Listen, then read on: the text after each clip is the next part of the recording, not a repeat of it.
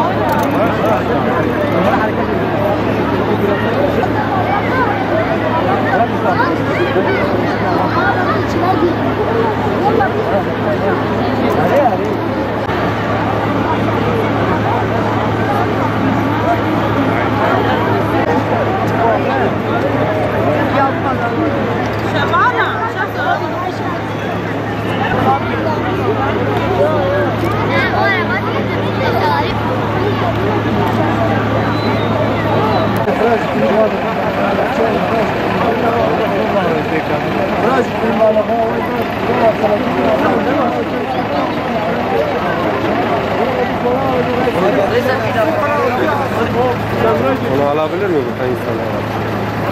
Ne yapıyorsun? Biraz alalım.